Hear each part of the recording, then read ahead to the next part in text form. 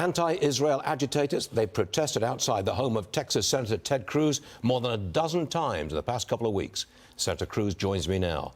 What have these protests been like for you and your family, Senator?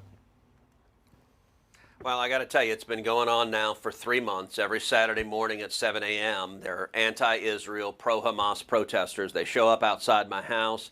They're screaming, they're banging cowbells, they're blowing whistles, and they're doing it to harass, to wake up. I've got 2 teenage daughters who are 13 and 16. They don't really appreciate being woken up early Saturday mornings. And I'll tell you, my neighbors, I've got a lot of neighbors who have young kids, and they've been harassing my neighbors as well.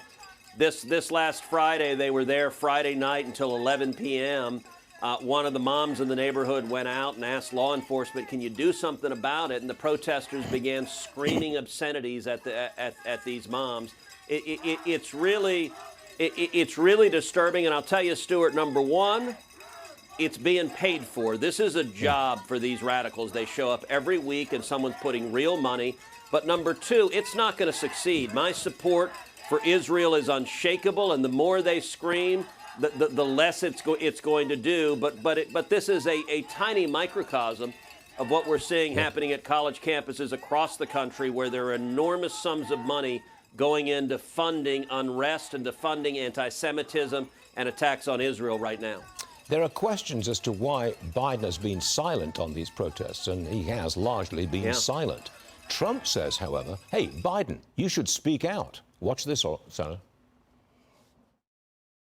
How do you explain his silence this week? The president has not been silent on this issue when it comes to hate speech, anti-Semitism. He's a school building at an Ivy League campus got taken over. And we call that out, and we said that is not peacefully protesting. Biden should speak out. He should speak out. He should say something, because nobody knows where he is. He's definitely against Israel. Senator, is Biden silent because he's afraid of losing voters in, say, Michigan?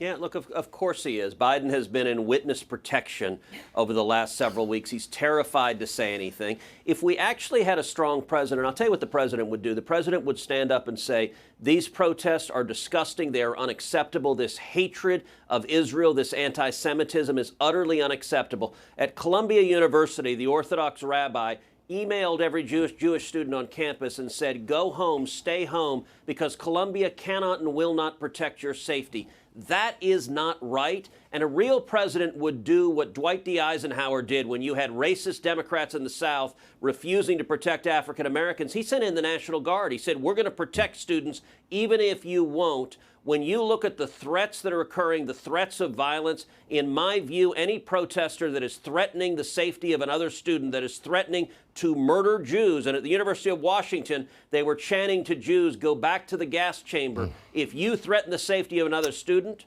you should be arrested, you should be prosecuted, you should be expelled, and if you're a foreigner, you should be deported. And that's what real leadership would do right now. Senator, I've got limited time, but I want to change the subject to something that's equally important. You're leading a bipartisan group of senators on a bill that would limit social media use for kids. Can you spell out exactly what kind of limits you propose? Well, sure. I've teamed up with Brian Schatz, who is a Democrat from the state of Hawaii, and the two of us have introduced a bill to protect kids online. And in particular, it's focused on social media. It does several things.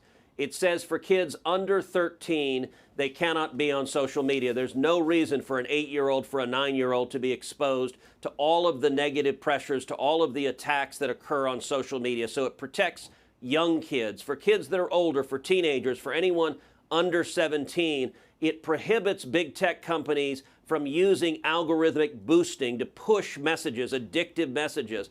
I got to say, as I mentioned, I've got 2 teenage girls at home. Every parent I know, particularly if you have teenagers or you have adolescents, they're very worried about the garbage that comes in through the phones. And you look at social media that pushes negative messages to our kids, that pushes things undermining their body image, pushing self-harm, pushing suicidal ideation, pushing, by the way, anti-Israel and anti-Semitic messages. And so this prohibits algorithmic boosting.